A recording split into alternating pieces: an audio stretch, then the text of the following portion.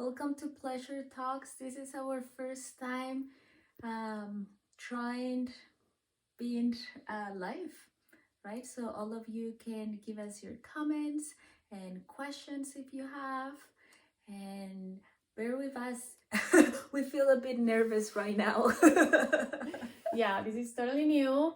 Well, let's start saying who we are. So, this is Coach Laura. I'm Isabel. Mm-hmm. And we just decided to start this new journey in which every week we try to record ourselves and share conversation about intimacy and sexuality.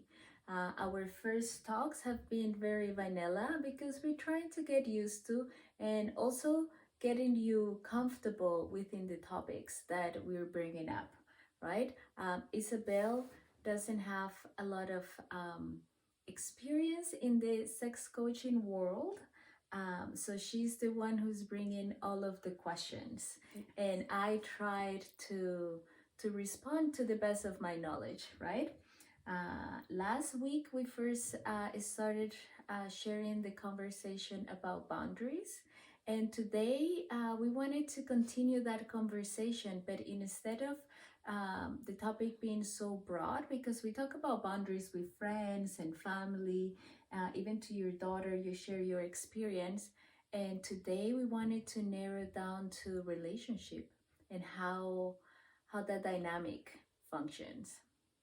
Yeah, I was thinking when we finished the video last week, I was thinking about okay, this is very nice and very important, but what about boundaries with my partner? Mm-hmm. Is the same? Can I have the same conversation? Mm-hmm. A lot of questions. So boundaries with your partner, and in this talk we're going to be talking about heterosexual couples, right? The dynamics between couples with the same sex or non-binary people tend to change because of the gender dynamics, and that's something that we have to be very mindful. So right, for this talk we're just going to use heterosexual couples. So in regards to that question, if you had a relationship with your partner for a long time and you have never established clear boundaries with them, how did you bring those up? That's the question. First, oh my god, my roommate just got here, so that's the dog that you hear. But before continue, I'd always say hi to Laura. Hi Laura, thank you for watching. She's my cousin. Hola, primita. So first of all, you need to be very mindful and very specific about what kind of boundaries you would like to enforce in your relationship, right? Is it relational boundaries?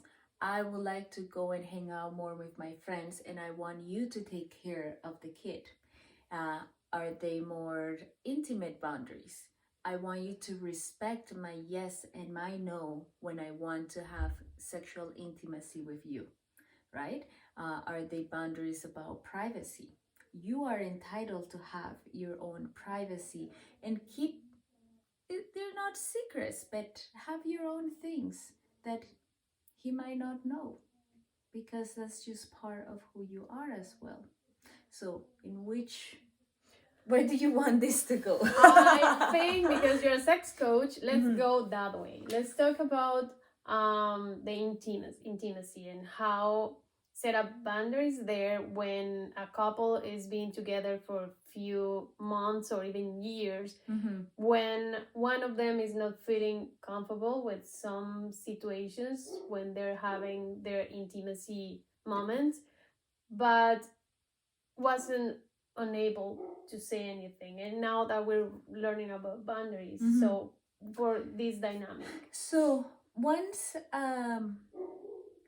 so there is always a proposition, right?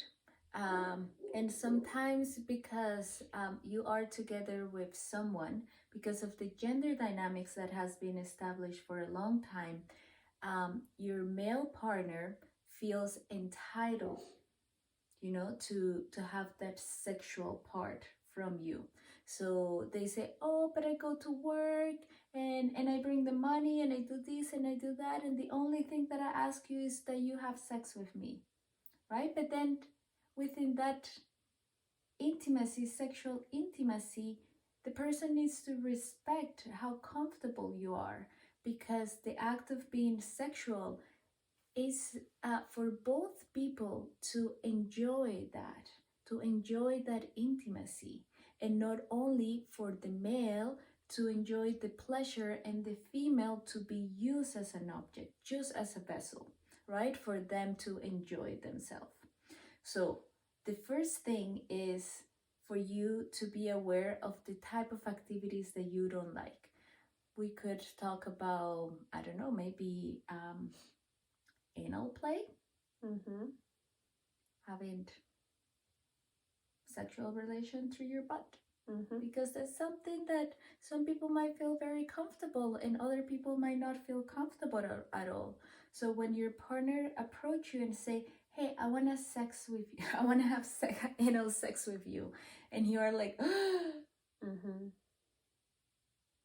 first you need to check in with yourself and figure out, what is this mean to you, right? Because sometimes we don't have the words are not easily, available to us. But our body give us the cues through how we are feeling, right? And even not knowing the words but knowing the feelings can bring you one.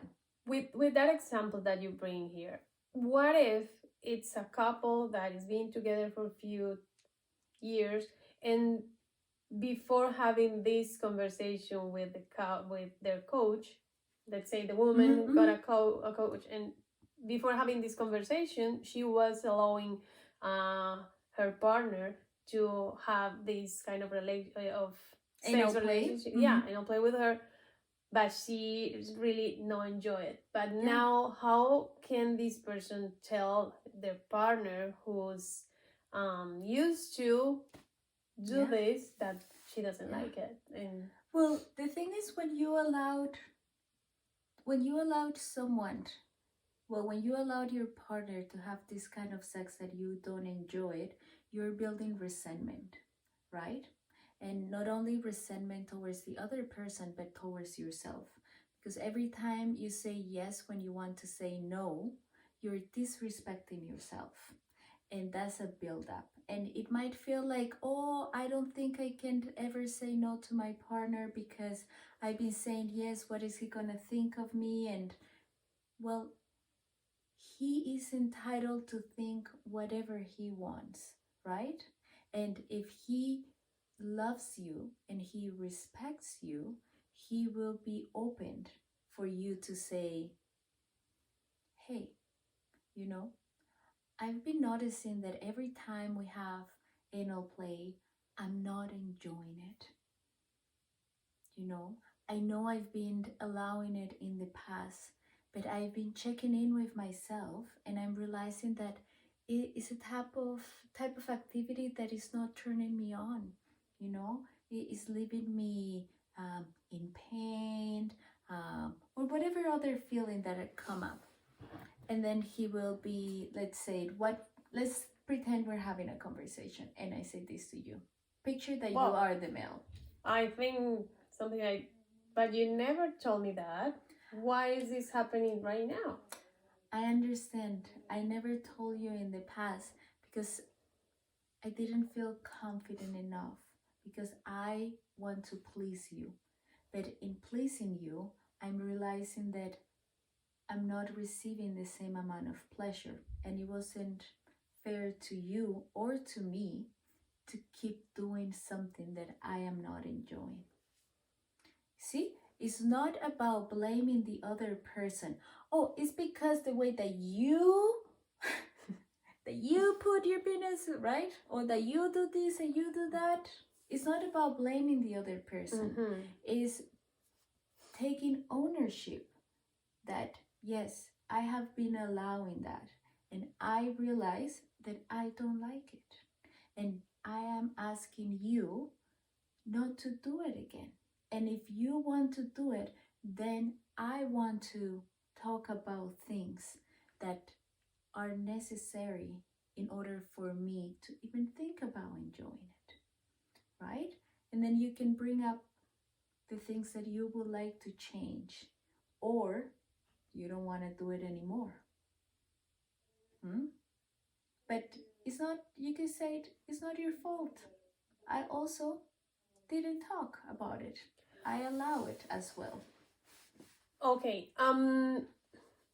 One of my friends about the previous video, she was telling me that it's hard to when you came from a different culture, or when you are used to allow people to approach you with touching and kissing or whatever, that because you were told like that when you were a kid, you grow up thinking that that was okay even when you weren't feeling okay. That's the thing you do.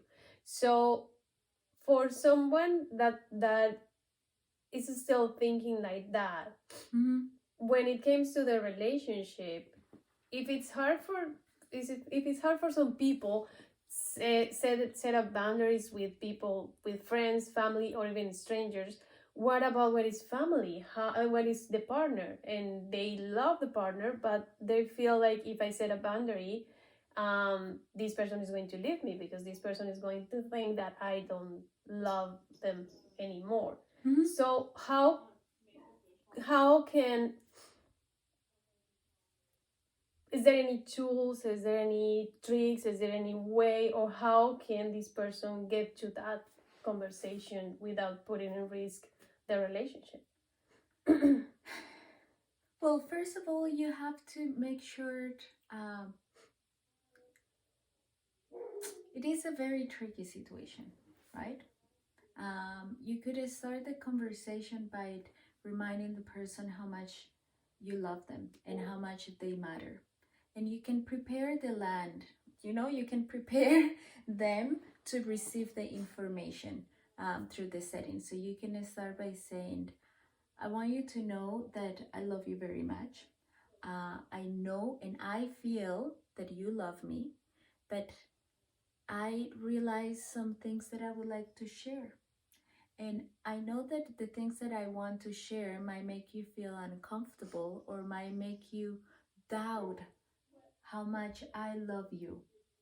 But I want you to give me the benefit of the doubt that what I'm doing is in the best interest of our relationship. And then just tell them, right? I've been watching Pleasure Coach and they're having this conversation about boundaries, and maybe realize that during our sexual relationships there has been a dynamic in which sometimes I'm not enjoying the sex we're having. And it's not that I don't love you, and it's not that I don't feel loved by you. It's just that the way that we're doing it is not pleasurable to me. And I would like you to teach you how I would like to be touched, how I would like to be pleasure. But first you have to know how you like to be touched and how you like to be pleasured. Yes, but I think like it's not just first. There are steps. Okay. Right? So if you don't want this sort of like if you don't want to keep having sexual intimacy with your partner because your partner is not doing it the right way, the way you like, it's not a right way, but it's the way. Thank you for saying that. No, it's true. No, the way that you like, you need to put a stop, because remember, like I said before, if you keep accepting a behavior that you're not enjoying, you're building up frustration, not only towards your partner, but towards yourself, right? And then every time that he comes and be like, hi, you'll be like, no, right? And what they say, oh, I have a headache. Oh, I want to sleep with my kids. Oh, I have work in the morning. Oh, I do this and I do that, right? A lot of excuses to prevent the intimacy. But why? Why are you preventing the intimacy? Because you don't want to have an open and honest and vulnerable conversation. Like, And that's the one that we're trying to have right now, because it goes against the cultural norms associated with it, because it goes against the gender dynamics already established, in which the male feels entitled to woman's sexuality and woman's body anytime they want. And we want to change that, because female pleasure is as important as male pleasure. Right? So you're not, it's a lot of things there. So you can first have the conversation, and then if he said, so tell me, how do you want to be touched? That is, I don't think that's going to be helpful. What to do if we get that kind of reaction? You can say it, well, because that's the fear, that's the thing. Yeah. Like if I tell if I say, so I'm talking about my current partner. But because I'm being with Laura, so now yes. Yeah. I learned the importance in how to communicate in else. But before, if I think in my previous relationships, how many times I fall asleep with my daughter. Yeah. Because I really didn't enjoy it. Mm-hmm. But when, like, the fear of having this conversation and receive that kind of response, someone that is just building a big wall, how to prevent that? Well, each person reacts in a different way, right? And that is a mechanism, a defense mechanism. Someone say, so how do you want me to, to touch you? So teach me, and feel offended, right? That's a normal reaction, because in a way their ego is being hurt, right? And you have to be mindful of that. And that's why you're making it about you. Because this is what I want. This is what I need. And I can understand that you might not know right now how to please me. And you're asking me to teach you. Well, I will. But I need some time to figure it out. Okay. But, how to manage when, and it happened to me, because of your partner feeling kind of rejected by you, then they can just not having an erection, or if they have an erection, they're coming in 3 seconds. How to manage that? Because it's as far as I know, it's a fact that when male feel rejected, they start having these issues. Yes, but how come is it acceptable for you to accept sexual intercourse without feeling any sort of pleasure? And it's not acceptable for them not to have an erection or to come very fast due to the pressure. The same compassion that you have to yourself is the same compassion that you're going to have to them, right? And remember, just because they're not having an erection or they came really fast doesn't mean the sex is over. Sex is not only based on penetration. There is the foreplay before. There is also oral play. There is also anal play. There is also light touch. It could be mutual masturbation. There are infinite amount of ways to have intimacy, sexual intimacy with your partner that doesn't require a penis going inside a vagina. And that's the narrow-minded that sometimes society has make us think that is sex, right? And it also creates a lot of pressure for the male to constantly be performing. So as you get a break, they can also get a break. Does it make sense? Yeah, it makes a lot of sense. Yeah, because somehow we were talking about this once, about how it ended be about penetration so many times. And we lost like we are not able to see all the other options Yeah, because it's just culturally, too narrow socially, minded. yes. Yeah. How many therapy sessions do I need to open my mind that wide and to understand that it's not only penetration? Well, you don't need many sessions. You only need one. But then is how can you then allow yourself to experience pleasure that is outside of that narrow-minded perspective, right? So, and then that goes to the point on, so how would you like to be pleasure? And you're like, I don't know. Hmm? So within sex coaching, what I tend to do is to have clients for at least a period of 3 months. Less than that is too, the changes are not as sustainable, because it's not about the little tricks of like light feather, like light touch, or make sure you put a sexy outfit to the setting. Sometimes those things, they're just, they're not as important as the relationship that you can have with yourself. And as you develop this relationship with yourself, then you can start figuring it out, the type of pleasure that you would like to have. You start to follow your desires. Oh, Laura, I watched a movie and I saw this woman, I don't know, doing this or doing that. And I would like to try it, but oh, I don't know. And then we can just talk about, okay, what are the aspects of this TV show or a scene that you've seen that you would like to try it? How can we then incorporate those aspects into your own personal life? How can we then invite your partner to the conversation so that they can be part of it?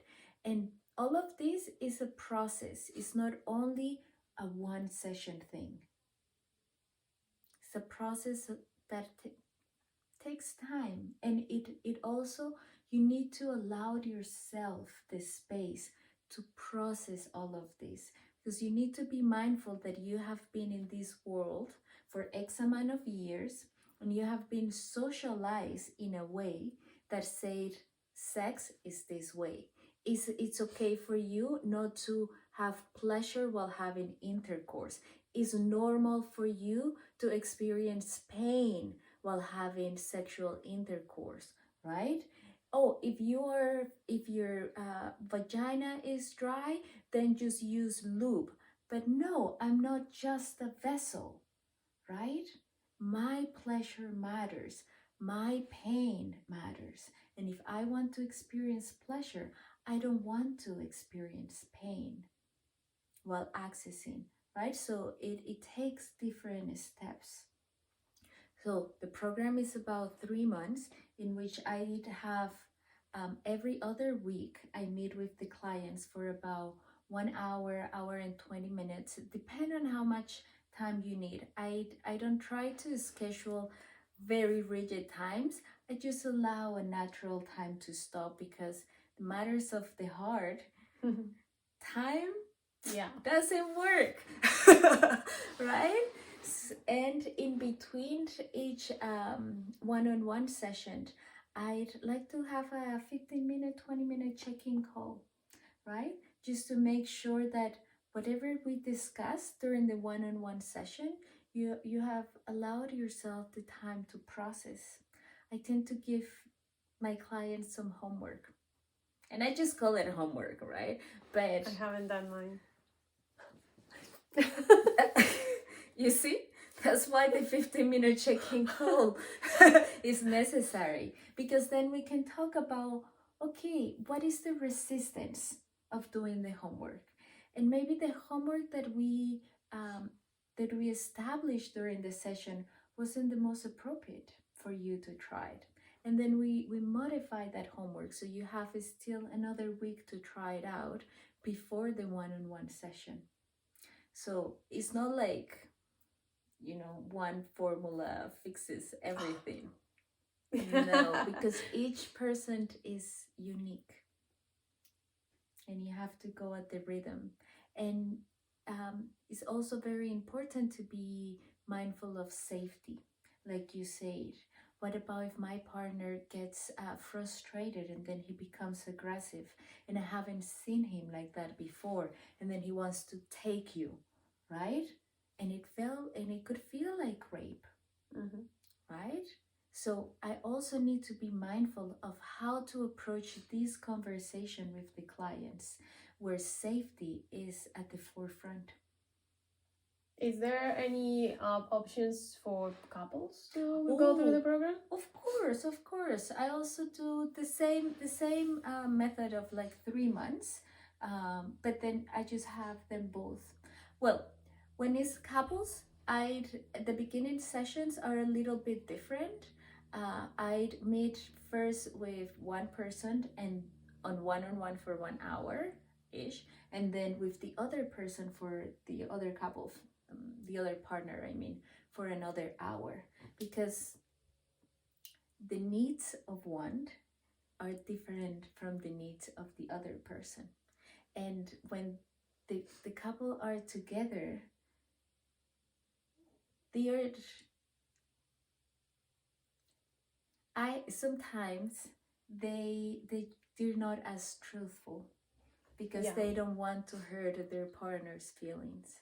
So I like to have one-on-one conversation with each one, which the conversation is going to be confidential, right? Whatever I speak with one partner one-on-one, I'm not going to go and tell the other partner what they say. And we come up with just individual goals, and then we have a session where they're both when we are all three together or all four, right? Couples can, it doesn't have to be only two, it could be multiple people as well. So then we have a conversation all together where we come up with goals and objective for the 3 months period.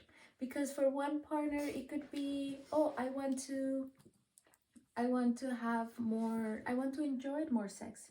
And for the other partner will be, oh, I have too much pressure of always pleasing my partner. And I also want to receive pleasure, right? Mm-hmm. I've been having problems, like you said, with my erection. So is any other way that I could learn to please my partner that doesn't require using my penis? Mm-hmm. Right? So then we just find a middle ground. Maybe the conversations is not about the act of having sex in itself. It's about the communication. How to tell my partner that I want to start intimacy. How can I tell my partner that I want to bring another person into the relationship? How can I, right? Or the simple, how can I tell my partner that the way they touch me is not the way I like? Mm-hmm. Stuff like that. Hey, sorry.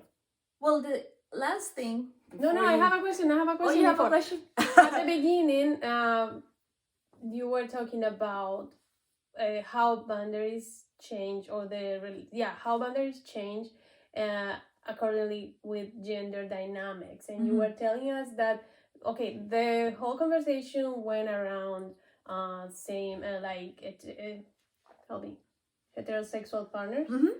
But what about these gender dynamics? What is gender? Oh, the gender dynamics is the way that females and males have been socialized. So how men have more power, within a relationship than females. And in regards to sexuality, how male pleasure is prioritized over female pleasure, right? And then we can even go to the division of labor at home, right? And then we can go into power dynamics at work and how all of that affect us. Even the thing of, I'm bleeding right now, I'm in pain, but I still have to get up and cook for my husband and my kid.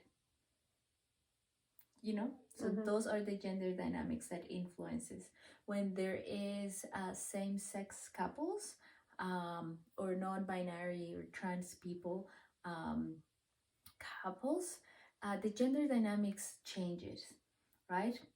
Because the genders,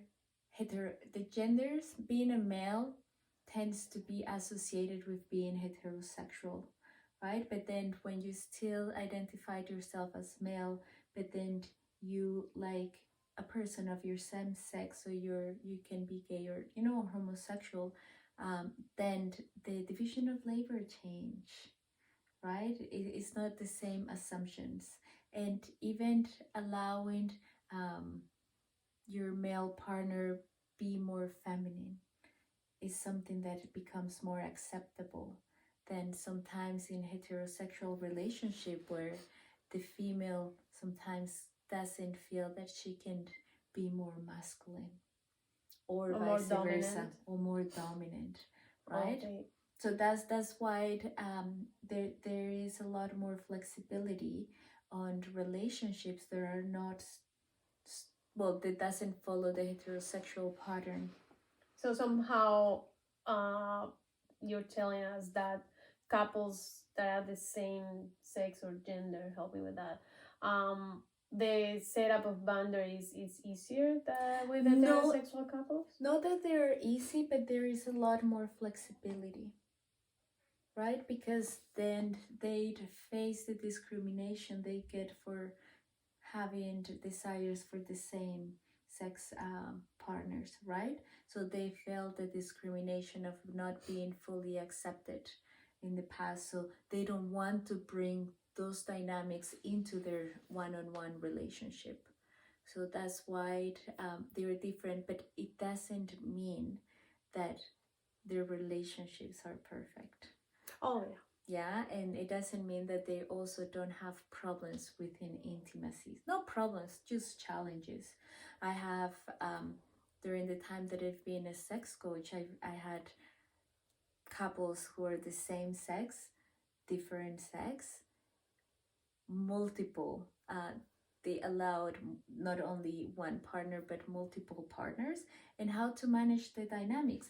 When you have a relationship not only with one other person but with two or three people, then the dynamics change and you need to balance that.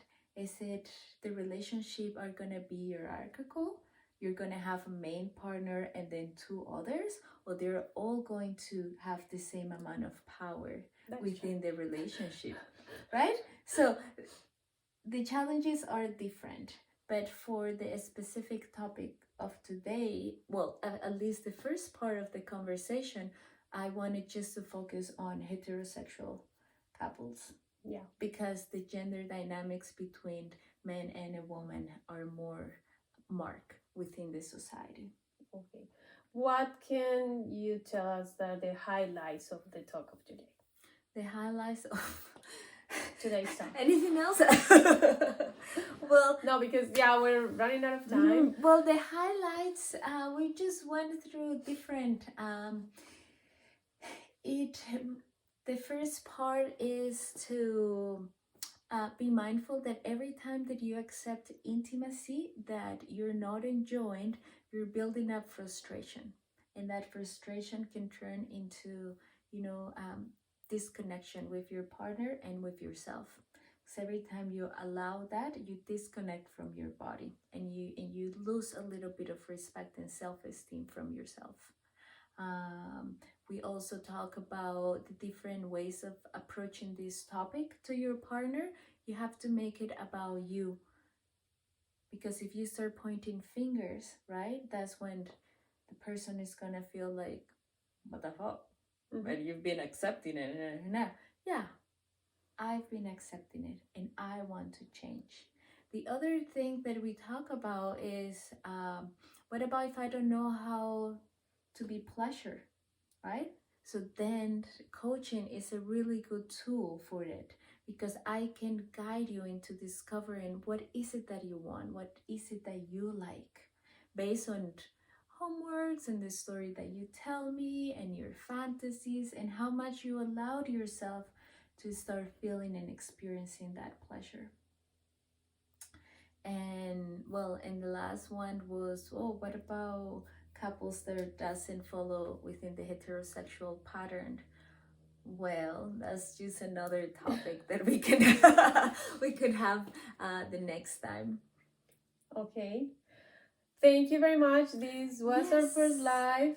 Yes. We're talking about if you wanted to have this live next Wednesday, just let us know. And yeah, and just so you know that right now we're just trying to be very vanilla, um, just as, but then as we continue doing this conversation, the goal is to bring sexuality and sexual conversations to everyone.